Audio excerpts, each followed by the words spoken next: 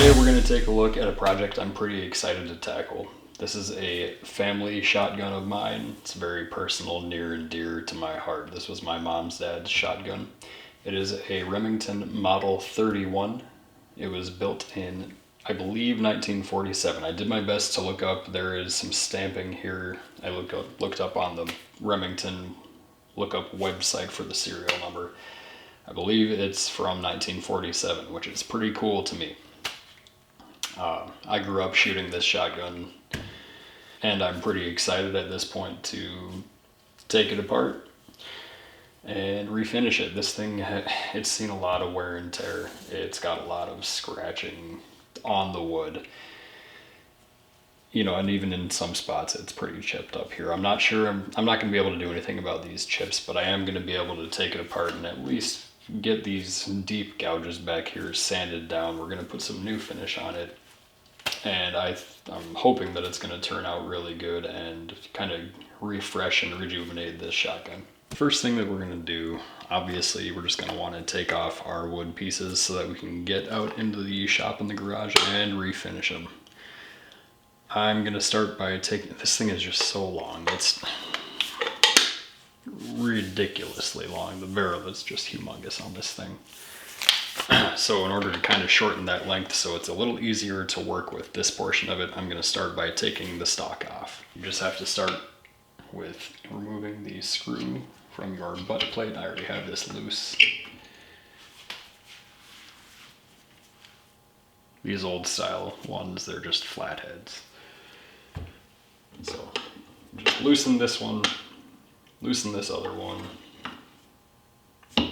Then you can rotate this butt plate up. You can kind of see down in the end of there, it's basically just a screw, a big flathead screw down in there. So I'm just going to go ahead and take that out.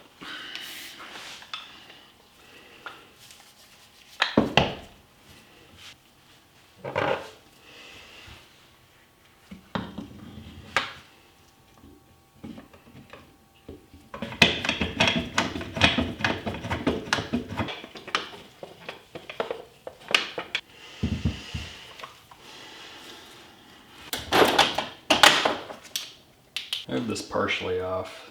I could be wrong here, but I'm thinking that maybe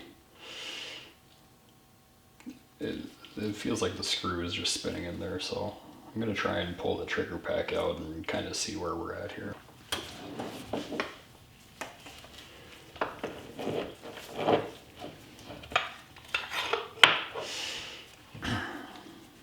For the trigger pack, it's kind of the same as, you know, most shotguns are just, it's pinned in right here. So there we go. You can just use a little pushing tool, little Allen key works just fine.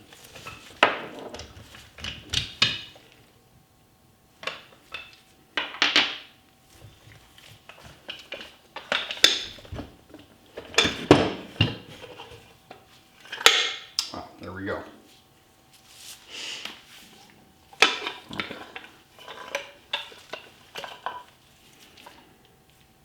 So that guy slid right off the end there. I'm not sure if it had anything to do with it, but as soon as I removed my trigger pack pin, this thing slid right off. But until then, it just kind of felt like this guy was spinning in there.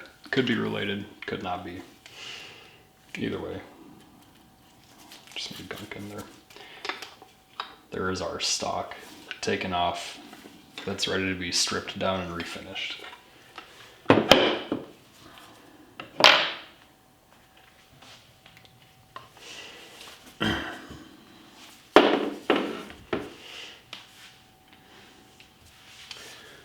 Now that we have the stock off, we can go ahead and disassemble the things that we need to disassemble in order to slide our fore end off, and then we can get to stripping them down and refinishing them.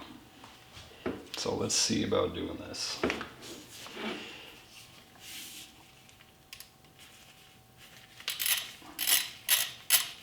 We're gonna have to take our barrel off here, which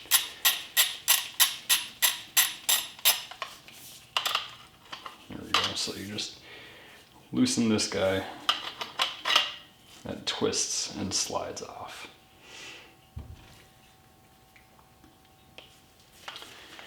Now we're kind of left with the main body of the shotgun. We already pulled out the pin for our trigger pack assembly.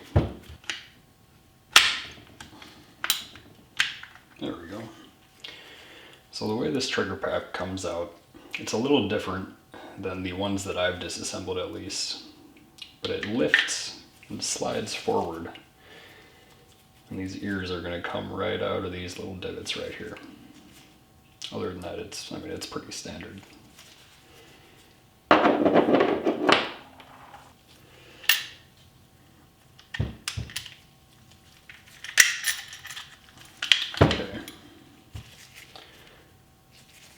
I have these two main pieces that are in pretty much every manual pump shotgun. Again, they look similar, but they can only really go in one way when you're reassembling this thing. So I don't know if you can see that very well from there. There we go. I kind of had to jostle around the this action piece here, which just slides freely in there, but it also latches onto the bolt. So I was able to lift this piece off and slide that bolt all the way forward, and now we have our fore end sliding free in there. But obviously we're being stopped coming off the very end here by this piece, so we're gonna have to remove this. Looks like it's just a flathead piece probably holding this on, but we will see.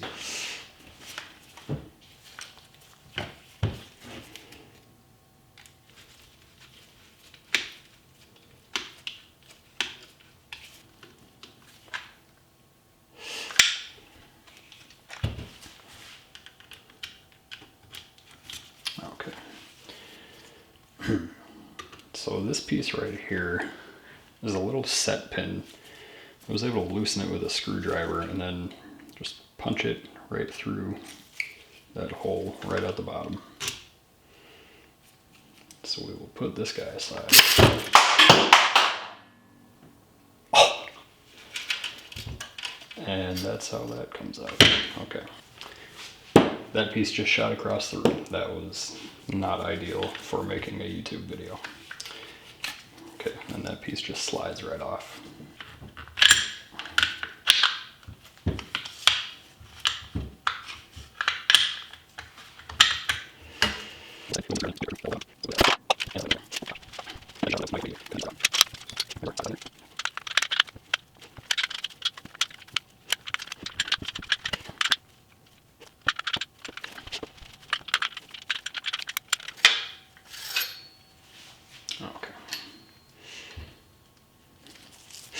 That was a bit of a pain in the butt because I think maybe the design ideas in 1947 weren't where they are today as far as disassembly and cleaning.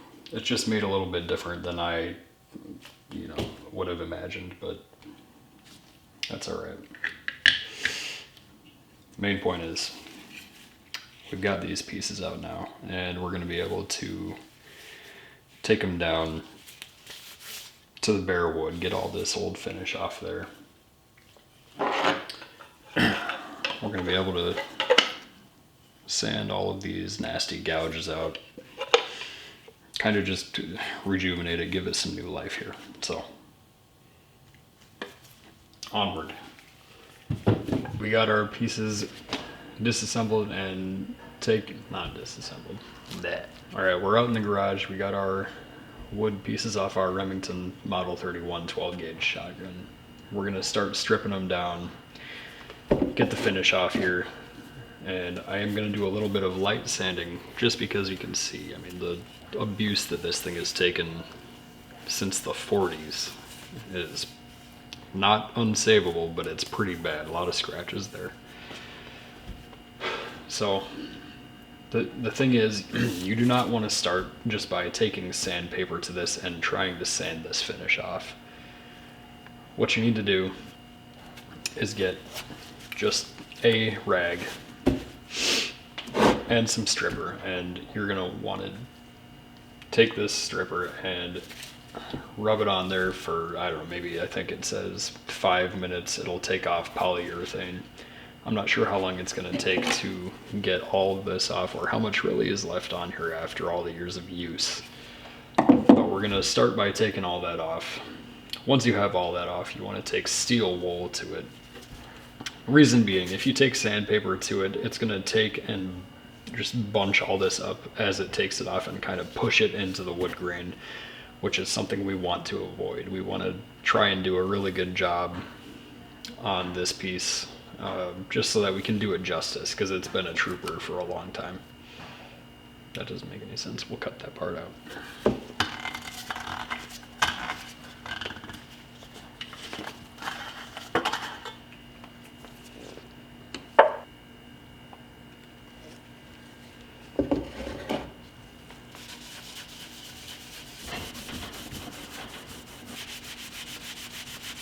Make sure that you use proper safety equipment when handling this stuff. It is nasty, nasty business.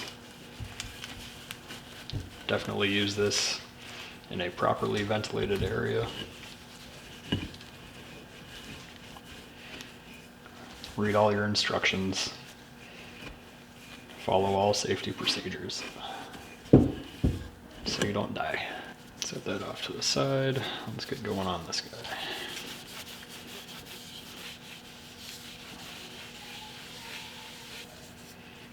Notice I did leave this piece of wood, this forend, attached to your action, to the action. Just so that, well, one, you know, you have a really nice handle right here. And two, this is old wood. I did not want to, like, when we're doing anything to it, I did not want any ends of it to be unsupported from the inside structurally. You know, I didn't want to break anything on it, so better safe than sorry. That seems good to me. We will come back in just a few minutes and start removing all this with steel wool.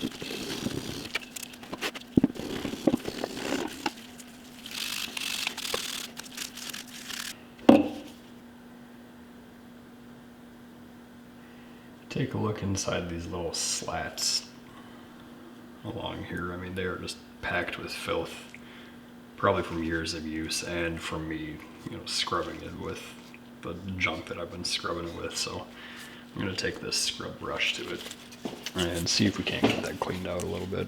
But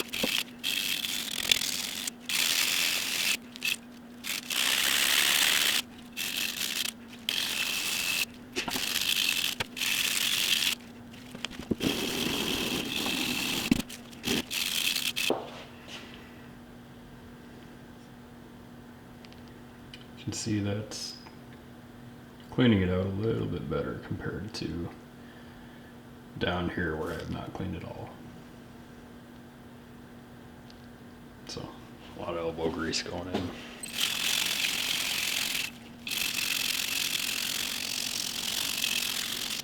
Alright, we're going to start off with some 120 grit sandpaper, see where that gets us.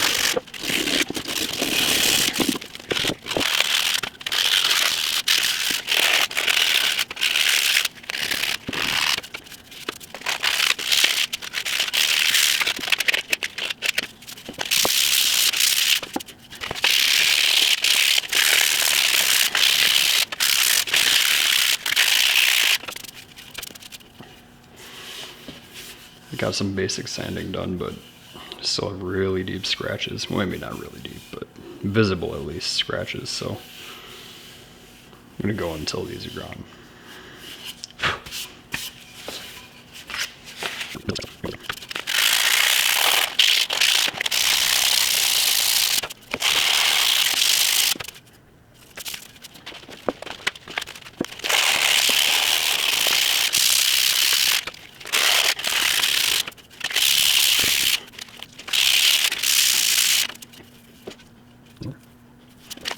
That's nice and gone. Now that we've got our issues taken care of here, I'm gonna start, that was 60 grit, so I'm gonna start stepping up back to 120, what I started with, to smooth everything out. Then we'll go to 220. I'm gonna get going on this.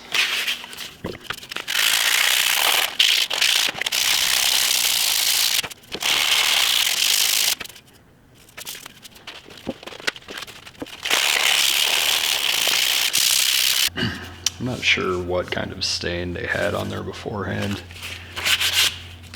but I mean, if you compare, it was so dark. It might not have been a stain. It could have just been like a natural, you know, polyurethane possibly, but I feel like the wood grain is so much more visible. So we'll see how it looks after we finish it up.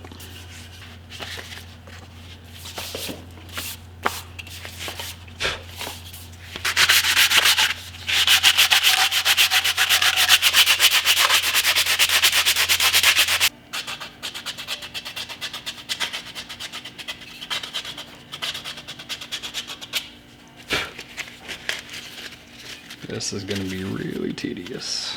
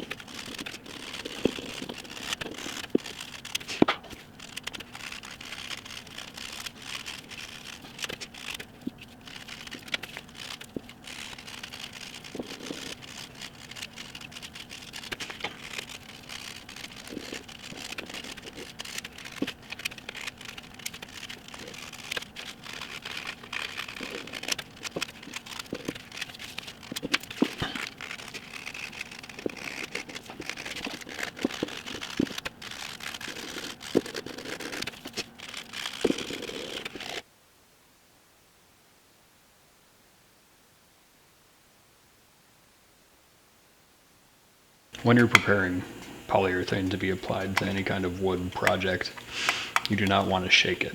Do not rock the container back and forth as you would for paint or anything like that. You just want to stir it, and you want to stir it good. Generally, like, this is a really cheap brush that I got at the store. I've had it for a long time, used it for a lot of projects. Generally, you're going to want to get probably like a smaller brush depending on the size of your project. This brush is too big for this project, but I am kind of cheap and I didn't really want to buy a specific brush just to do this. So we're just going to use this and roll with it. We're going to do a few coats of poly. on this. So it's too thick already. I'm gonna try not to put it on too thick. A little bit of this stuff goes a long way.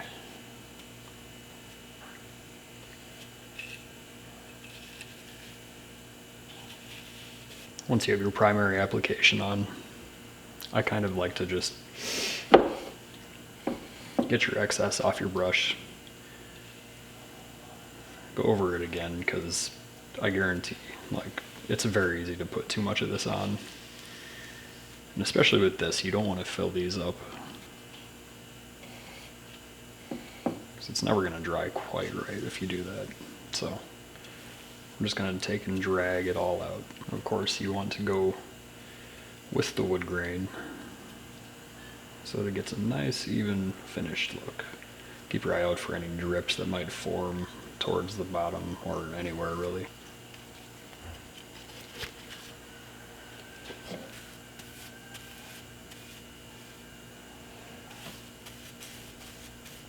That's going to be beautiful.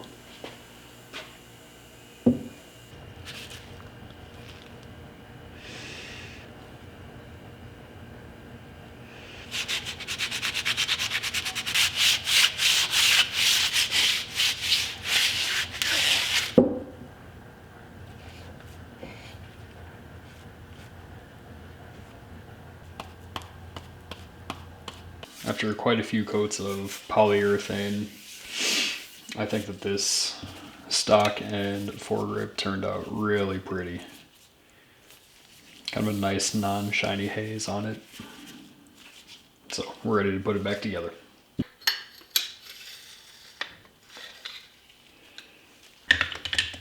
Once you've taken apart the guts of any pump shotgun, they're pretty much all the same.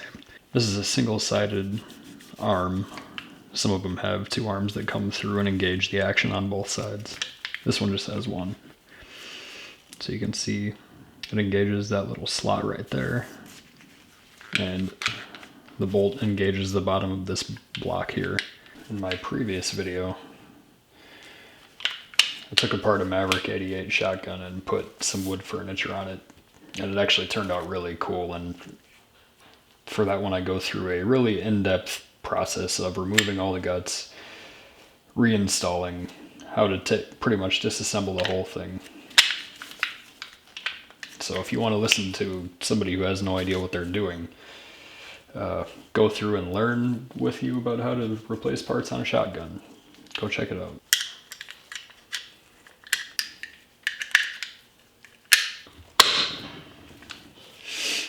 The only major difference I've noticed between this and the last shotgun that I took apart is that this trigger pack slides to fully engage. You have to slide it to disengage it, and then you can lift it out. Whereas the one on my Maverick, you can just lift it right out.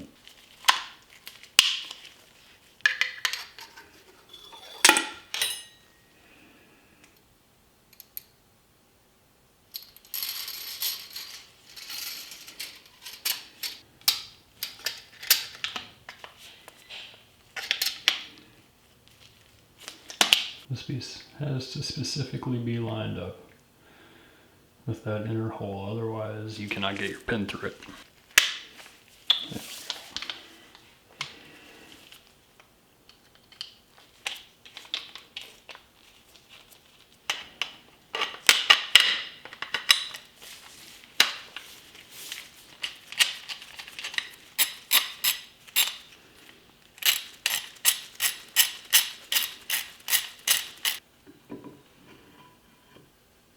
It looks like for stock fitment, in order to get this to fit correctly, we are going to need to slide our trigger pack forward just a little bit for this bottom part to clear.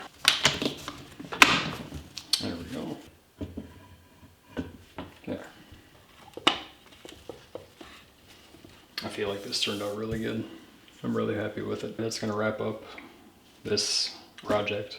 I'm really happy with how it turned out. Thanks for watching.